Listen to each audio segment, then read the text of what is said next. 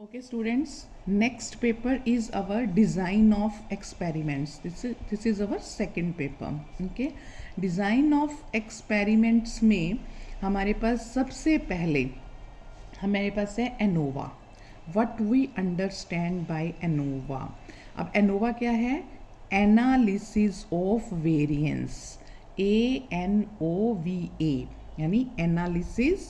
AN stands for analysis of variance. ठीक है, analysis of variance. अब ये क्या है? एनालिसिस ऑफ वेरिएंस क्या है? देखो, analysis of variance is very powerful statistical tool for the test of significance. अभी तक हम सारे टेस्ट ऑफ सिग्निफिकेंस ही कर रहे हैं. ठीक है, हमने जैसे अभी इससे पहले किया कि the test of significance for t distribution. ठीक है, the test of significance based on the t distribution, that is adequate procedure. ठीक है, किसके लिए? Only for testing the significance of difference between the two sample means. अगर मेरे पास दो sample के मीन हैं, उनके बीच में डिफरेंस को टेस्ट करने के लिए t test is adequate. But there are some situations when we have 3 or more samples to consider at the same time. ठीक है, an alternative procedure is required then for testing the hypothesis that all the samples are drawn from the same population. ठीक है, यानी मैं क्या कहना चाह रही हूँ, जब 3 या 3 से ज़्यादा सैंपल्स एट ए टाइम पे टेस्ट करने हों कि वो सारे के सारे सैंपल सेम पॉपुलेशन से ड्रॉ किए गए हैं, यानी कि सेम पॉपुलेशन से ड्रॉ किए गए मतलब x1 बार, x2 बार, x3 बार, x4 बार, कितने भी हों, वो सेम पॉपुलेशन से ड्रॉ किए होने का मतलब है कि उनका मीन जो है सेम है. That is they have the same mean. जैसे समझो, एग्जाम्पल के लिए मान लो मेरे पास फर्टिलाइजर्स हैं, 5 फर्टिलाइजर्स हैं. 5 fertilizers are applied to the 4 plots. ठीक है, 4 प्लॉट्स के ऊपर मैंने 5 टाइप्स के फर्टिलाइजर्स अप्लाई करने हैं. ठीक है, मतलब किसी भी तरह के उनके ऊपर हो सकते हैं, सबके लिए हमें प्लॉट दिए हुए. 5 टाइप्स के फर्टिलाइजर्स 4 के ऊपर हमें अप्लाई करने हैं. और हमारा इंटरेस्ट क्या है? To find out whether the effect of these fertilizers on the yield is significantly different on और नॉट. ठीक है, यानी कि ये सैंपल्स जो हैं they have been drawn from the same normal population. ठीक है, तो हमारा का मतलब क्या है कि इन 5 फर्टिलाइजर का इफेक्ट इन सेम टाइप के 4 प्लॉट्स के ऊपर अगर हम कर रहे हैं अलग अलग तरीके से, मतलब 5 फर्टिलाइजर्स डिफरेंट टाइप्स के एक प्लॉट पे किया, 5 को दूसरे प्लॉट पे किया, तीसरे प्लॉट पे किया, चौथे प्लॉट पे किया और उनका इफेक्ट देखा. So this how we can do this. 2 से ज़्यादा मीन का हमने टेस्ट करना है, तो अब यहाँ पे टी टेस्ट नहीं अप्लाई हो सकता. Then there is a requirement of some other technique and that technique is known as analysis of variance. ठीक है, so the basic purpose of the analysis of variance is to test the homogeneity of several means. कि several means की homogeneity को test करने के लिए analysis of variance use किया जाता है. ठीक है, तो आपको सबसे पहले पता होना चाहिए what is the need of ANOVA, what is the requirement of ANOVA, what we understand by ANOVA. Okay, so the analysis of variance, it was introduced by Professor R.A. Fisher. ठीक है, आपको नाम पता है, R.A. Fisher ने इसको introduce किया था. ठीक है, किस लिए? हमको पता है to test the homogeneity of several means. ठीक है, वेरिएशन जो है वो देखो नेचुरल है, वेरिएशन कहीं भी हो सकती है, variation is inherent in nature. तो the total variation in any kind of numerical data is due to a number of causes. ठीक है, which may be classified as assignable cause, which may be classified as assignable cause और chance cause.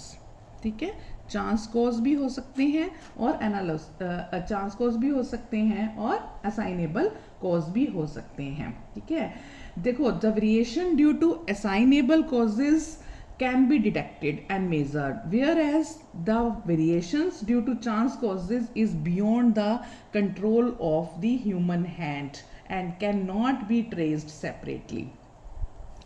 Variation किसी भी तरह से हो सकती है। देखो असाइनेबल कॉजेज को तो आप कोई भी काम हम कर रहे हैं तो किसी की मशीनरी खराब है, डाटा में कमी है, सैंपल कम पड़ गया, हमारे प्रोसीजर में कमी है, हमने टेक्निक गलत लगा दी, तो असाइनेबल कॉजेज को तो आप डिटेक्ट भी कर सकते हो और मेजर भी कर सकते हो, ठीक है। बट चांस कॉजेज क्या है, which is beyond the hands of the human. क्या मतलब, जैसे फ्लड आ गया, ठीक है, आजकल देख रहे हो आप क्या चल रहा है, कोरोना चल रहा है, आपने जितना मर्जी काम ढंग से किया हो, आपने जितना मर्जी, मतलब कोरोना के टाइम में काफ़ी सिचुएशंस ऐसी हैं जो हमारे हाथ में नहीं हैं, है ना।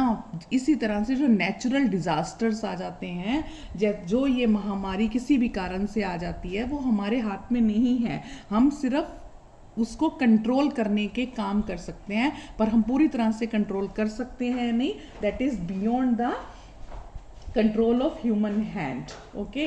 और इसको हम ट्रेस करना भी इतना आसान नहीं है। तो वेरिएशन किसी भी कारण से हो सकती हैं, ठीक है। सबसे पहले आपको पता होना चाहिए वेरिएशन कितने तरह की होती हैं। Then important is what are the various assumptions, क्या अजम्पशंस हैं for ANOVA test.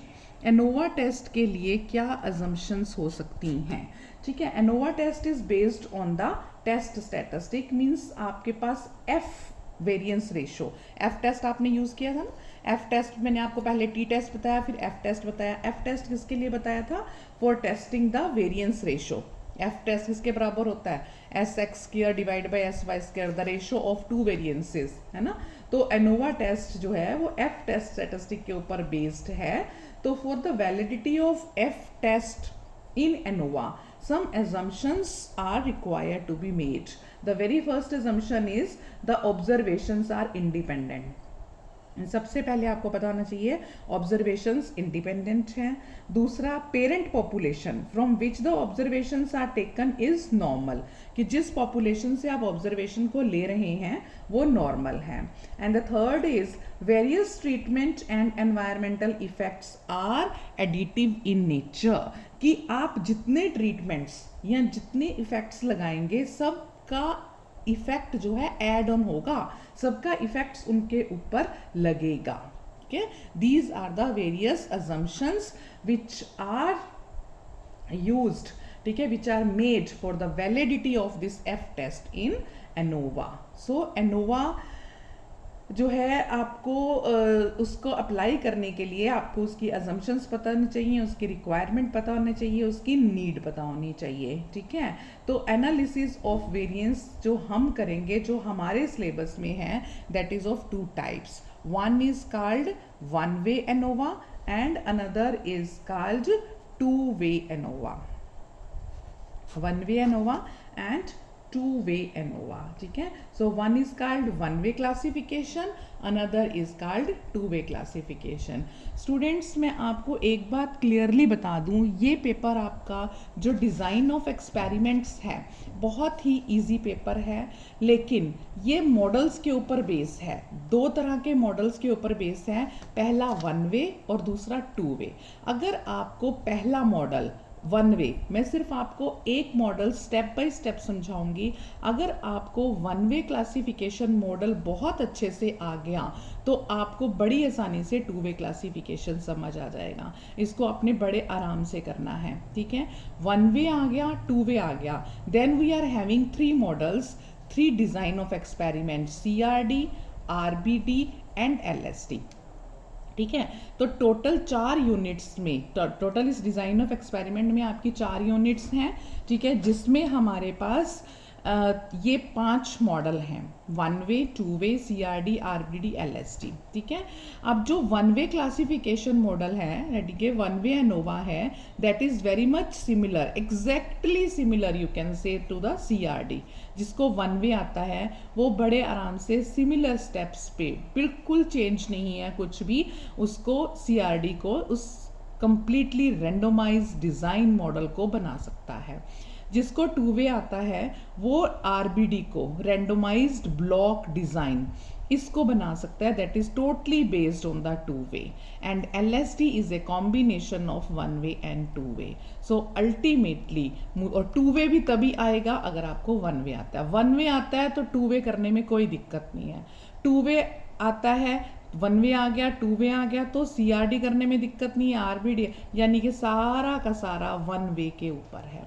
So one way classification model जो सबसे पहला मॉडल है उसका एक एक स्टेप मेरे साथ साथ आपने करना है और बिल्कुल सिमिलर पैरेलल चैनल्स पे करते हुए इसे करना है। इसीलिए मैंने इसको शुरू करा है कि आपके पास अब इनफ टाइम है, आप मॉडल्स को साथ साथ करिए, साथ साथ बनाइए, जो डिफ़िकल्टी आएगी वो साथ साथ पूछिए, ताकि आपको एक मॉडल समझ आ जाएगा तो आप टू वे कर सकते हैं, वन वे हो गया, टू वे हो गया तो CRD, RBD और LSD तीनों हो जाएंगे। ठीक है, तो सबसे पहले वन वे क्लासिफिकेशन मॉडल करेंगे। वन वे क्लासिफिकेशन मॉडल का हम स्टेप बाय स्टेप प्रोसीजर करेंगे कि कैसे हमने वन वे क्लासिफिकेशन मॉडल को करना है। ठीक है, so let's start this one way classification model. Let's suppose that we are having n observations, capital n observations हमारे पास हैं। कैपिटल n observations का मतलब टोटल पॉपुलेशन की जितनी observations हमने ली हैं, we denote it by subscripts yij। ठीक है, small yij I am taking for this. ठीक है, this is a random variable, ये एक रैंडम मतलब एक रैंडम वेरिएबल है जो आपके पास कैपिटल Y है। कैपिटल Y रैंडम वेरिएबल को मैंने ग्रुप्ड किया है, जिसको मैंने क्लासेस में डिवाइड किया है, k क्लासेस में। मतलब ये Y रैंडम वेरिएबल लिया है मैंने इस n ऑब्जर्वेशंस का, जिसको मैंने k क्लासेस में डिवाइड किया है, यानी n1 k क्लासेस। पहली क्लास का साइज है n1, दूसरी क्लास का साइज है n2, तीसरी क्लास का साइज है n3 up to nk respectively. ठीक है, मतलब इस टोटल n ऑब्जर्वेशंस को k क्लासेस में डिवाइड किया है। k क्लासेस के साइजेस क्या क्या हैं, n1, n2, n3 up to nk। मेरे कहने का मतलब है अगर मैं इन सबको साइजेस को प्लस कर दूं, पहली क्लास है n1, दूसरी क्लास है n2, तीसरी क्लास है n3, चौथी क्लास है n4 up to so on, अगर मैं इन सबको प्लस कर दूं तो मेरे पास जो समेशन आएगा that will be equal to capital N।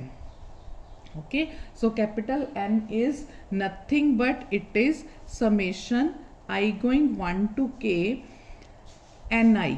Okay, सारी क्लासेस का सम जो है वो मेरे पास टोटल n में आ गया। ठीक है, so we are having the capital N observations. इसको हम टेबुलर फॉर्म में समझें तो मेरा टेबल किस तरह से लगेगा, वन वे क्लासिफिकेशन टेबल कैसे आएगा। दिस इज द क्लास, मान लो class 1, class 2, class 3 up to class k। ठीक है, k क्लासेस हैं। सैंपल ऑब्जर्वेशंस मेरी कैसे हुई, सैंपल ऑब्जर्वेशंस हुई y11, y12 up to y1n1, y21, y22 up to y2n2, y31, y32 up to y3n3। ठीक है, और इसी तरह से अगर आप चलते जाएंगे yk1, yk1, yk2 up to yknk। Right, ठीक है, ये इस तरह से ऑब्जर्वेशंस हो जाएंगी। अब हमें सिर्फ इनका टोटल पता होना चाहिए और इनका मीन पता होना चाहिए। अगर मैं इन सब का टोटल करती हूँ तो इनका टोटल मेरे पास किससे डिनोट होगा, T1 डॉट, T1 डॉट। अब ये T1 डॉट क्यों लगाया मैंने, क्योंकि 1 तो हमेशा सेम रह रहा है, 1 1 1 1 1 सेम रहा है। जो सेकंड सबस्क्रिप्ट है वो वेरिएट कर रहा है 1 2 अप टू n1 साइज तक। ठीक है, इसलिए डॉट लग गया। दूसरा मैंने अगर दूसरे का टोटल करती हूँ तो उसको डिनोट करूंगी मैं T2 डॉट। इस तरह से करते हुए मैं इसको करूंगी TK डॉट।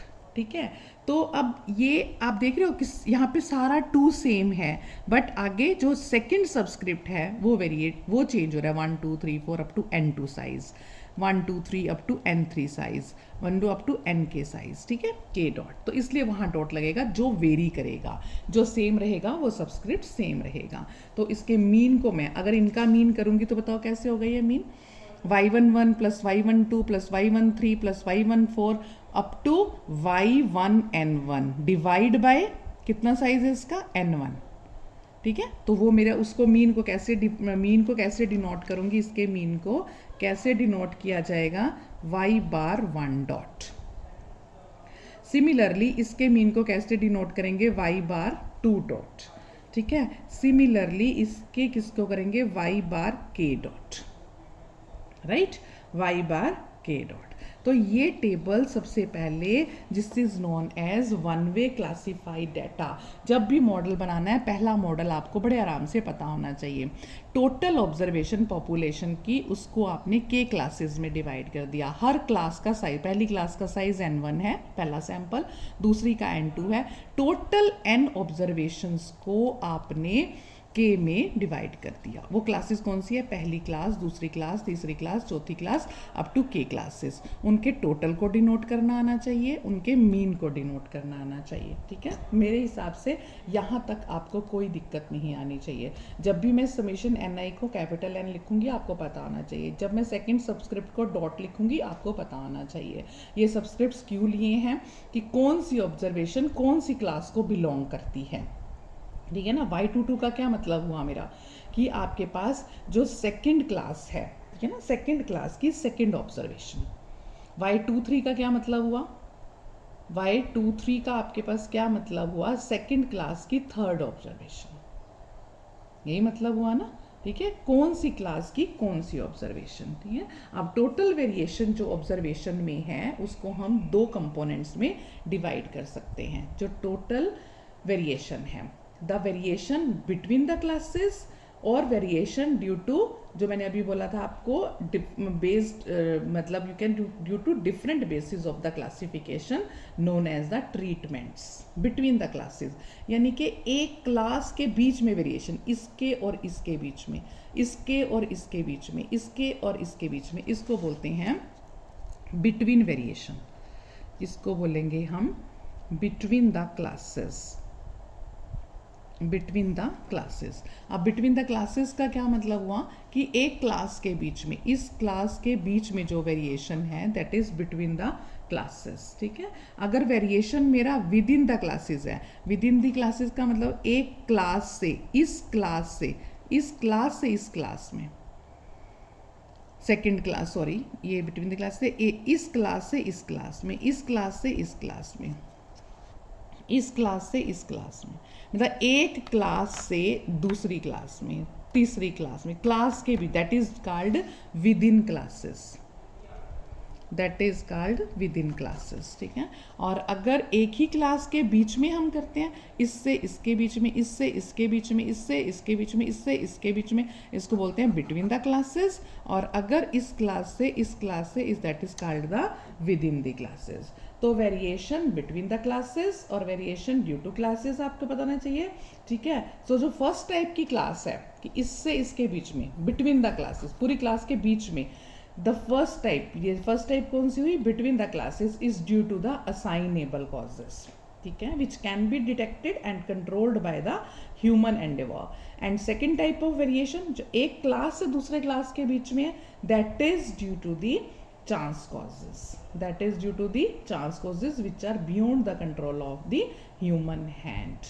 ओके, सो ये आपके पास वन वे क्लासिफिकेशन मॉडल का मैंने बेस तैयार किया है, ठीक है, जिससे हमने देखना है कि हमारे पास किस तरह से हम सारे इफेक्ट्स को नोट डाउन कर सकते हैं, बिटवीन द क्लासेस और with in the classes variations को चेक कर सकते हैं, ठीक है, जितना हमने यहाँ से निकालना है। उसके बाद हम इसके ऊपर एक मैथमेटिकल मॉडल अप्लाई करेंगे और उस मैथमेटिकल मॉडल का फिर हम सॉल्यूशन फाइंड आउट करेंगे अपने नेक्स्ट लेक्चर में, ठीक है।